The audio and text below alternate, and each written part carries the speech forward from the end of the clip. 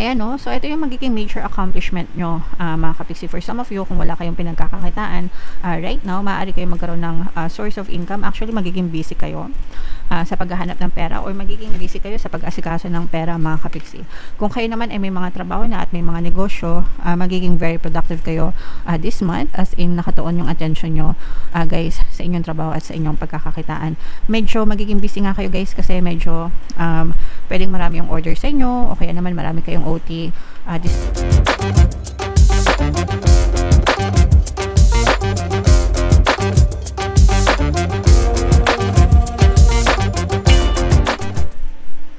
Hello guys, hello Libra, welcome back to Pinay Pixie Tarot. Ang pamagat ng episode natin for tonight is monthly check-in para ngayong June, mga kapiksi, para sa Libra, Sun, Moon, Rising Sign, and Venus.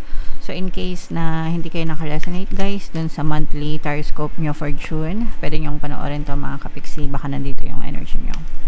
So, unahin natin tong deck na to, guys. Tingnan natin yung mga angel messages para sa inyo, mga kapiksi.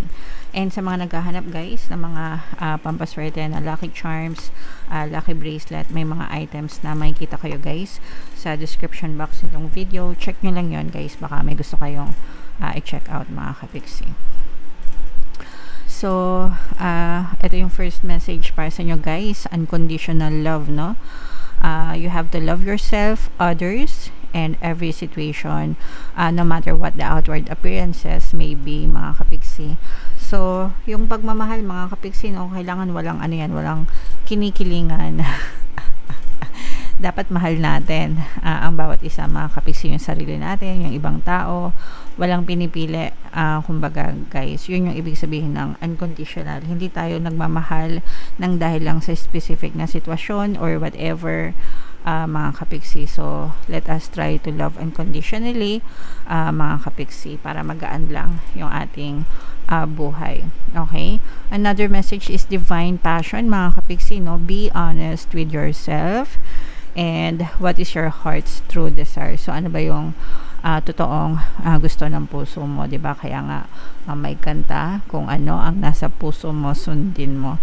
As long as tapat, walang inaapakan, walang nilalamangan na tao, mga kapiksi, hindi kayo gumagawa ng masama, sundin nyo, guys. Okay?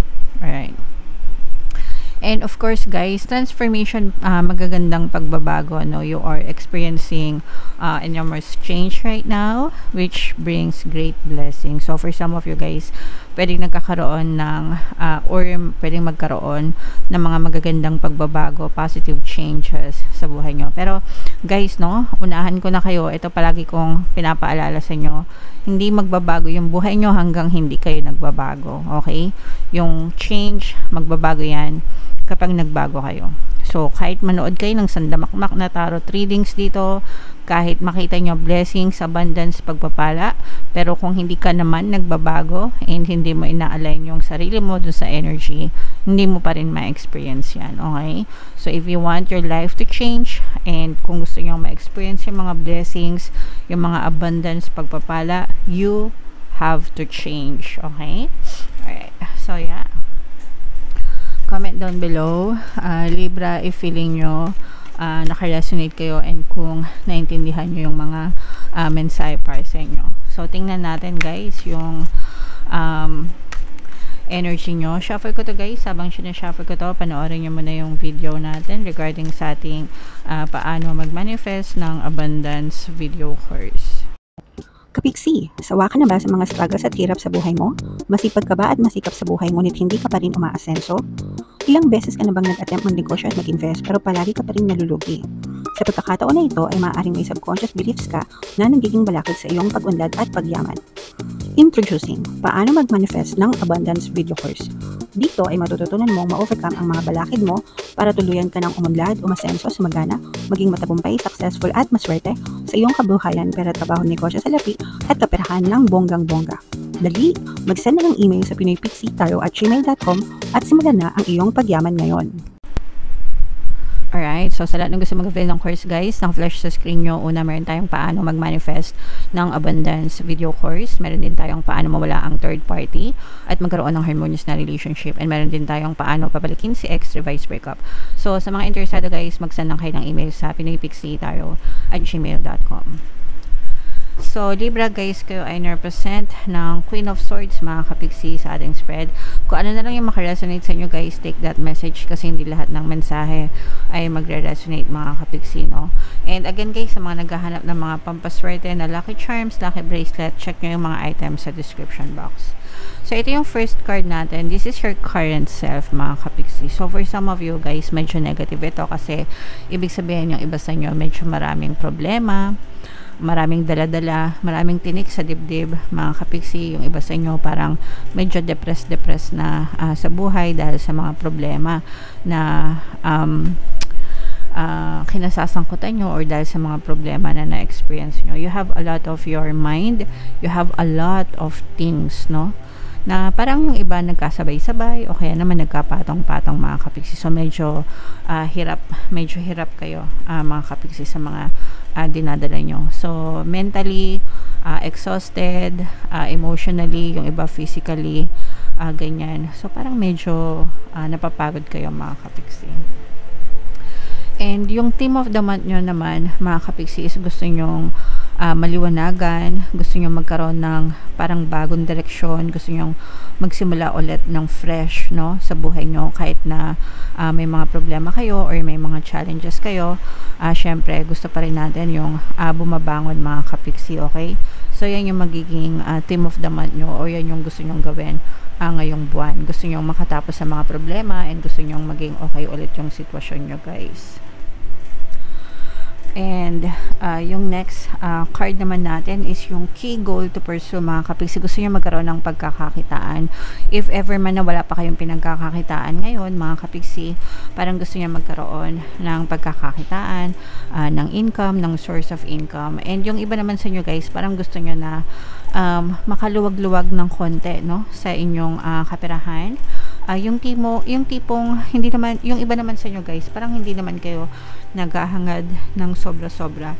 Parang gusto nyo lang meron kayong enough na panggastos sa buhay nyo, yung hindi kayo nagkakaroon ng utang-utang, mga kapiksi. Yung iba sa inyo, kung meron man kayong utang, parang gusto nyo rin mabayaran yung mga utang nyo or mabawasan yung mga utang nyo, mga kapiksi. And yung obstacle na kailangan yung i-overcome guys is yung iba sa inyo medyo nagiging masyadong atat kayo sa mga manifestation nyo, mga kapiksi, no? Sabi ni kapiksi, mag-affirm lang daw ako, money come to me, magkakapera na ako. So it doesn't work that way, mga kapiksi. The reason kung bakit kayo nag-a-affirm guys is para ma-overcome nyo yung mga negative thoughts and assumptions na nakastore sa inyong subconscious mind, okay? But it takes time, of course, at saka kailangan wag kayong ma-atat, no, sa mga manifestation nyo. Kailangan magtiwala kayo kasi the more na na-atat kayo guys, the more na nagkakaroon kayo ng resistance. And the more na nagkakaroon kayo ng resistance, the more na tumatagal yung manifestation nyo. So, mag-manifest kayo, of course. Yes, sabayan ng pagdadasal and pagtitiwala and ng effort, no? Positibong mental diet. And relax lang, guys. Chill lang. Dadating din yung mga manifestation nyo. Okay? Ayan, no? So, ito yung magiging major accomplishment nyo, mga kapiksi. For some of you, kung wala kayong pinagkakakitaan, right now, maaari kayo magkaroon ng source of income. Actually, magiging busy kayo sa paghahanap ng pera or magiging busy kayo sa pag-asikaso ng pera, mga kapiksi. Kung kayo naman ay may mga trabaho na at may mga negosyo, magiging very productive kayo this month, as in nakatuon yung attention nyo guys sa inyong trabaho at sa inyong pagkakakitaan. Medyo magiging busy nga kayo guys kasi medyo pwedeng marami yung order sa inyo o kaya naman marami kayong OT this time of the month, mga kapiksi. Syempre kapag marami kayong OT, marami kayong OT pay, marami kayong kliyente, syempre marami rin kayong kita, mga kapiksi. Okay?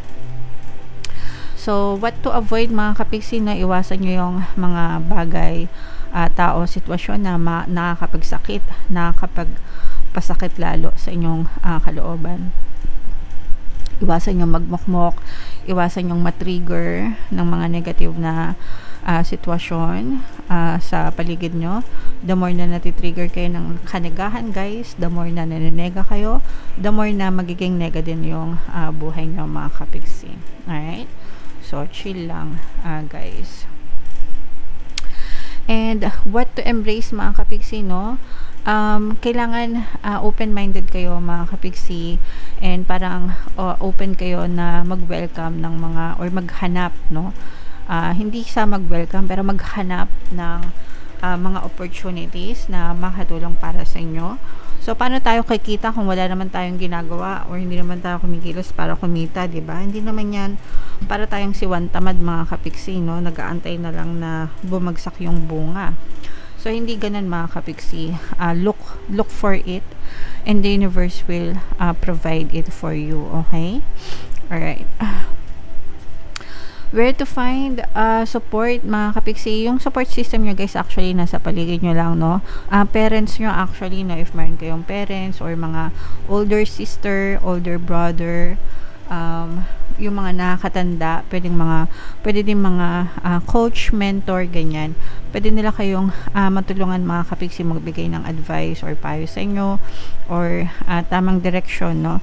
Pwede rin silang mag-motivate sa inyo or magbigay sa inyo ng lakas ng loob, so that you can keep on going, especially kung medyo nade-depress kayo mga kapiksi. Kasi yung iba sa inyo guys, parang nandito talaga kayo sa point na depressed kayo sa buhay nyo mga kapiksi.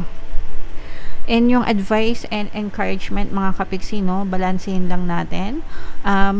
Mag-ano tayo guys, no, yung experience natin, yun yung magtuturo sa atin ng leksyon mga kapiksi. So, kailangan yakapin natin yung mga experience natin guys, whether positive yan or negative, and know and understand na lahat yan may ituturo sa'yo, lahat yan magdadala ng leksyon sa inyo, and ikaw din yung makikinabang yan in the future. So, i-embrace mo yung maturity na yun kapiksi, okay?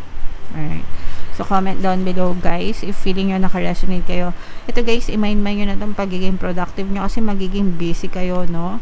I-mind-mind nyo yan sa comment section. More OT, more OT pay, more clients, ganyan. So, i-mind-mind nyo yan sa comment section. Bunot lang tayo ng isa pang card para sa inyong additional na message. Be mindful with your money, honey, diba? So, kailangan marunong kayong humawak ng pera, marunong kayong mag-budget, marunong kayong mag-handle mga kapiksi, and be good, no? Be good with money. Have a good relationship with money, guys, no?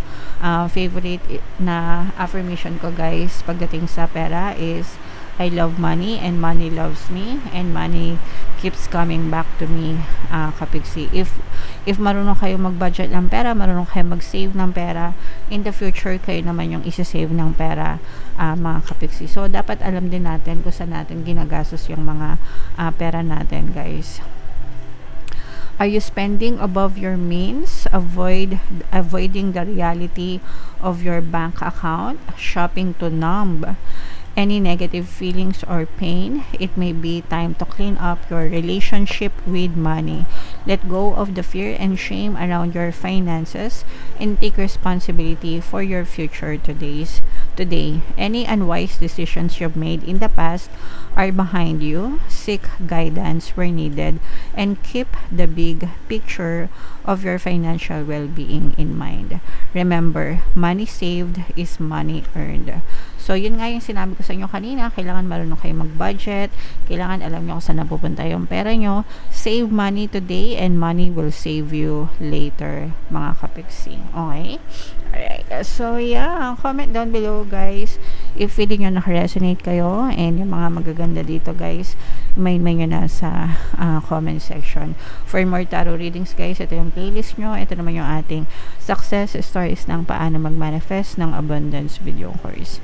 Thank you for liking, sharing, and subscribing, guys. See you next time. I love you all. Have a nice day. Bye-bye.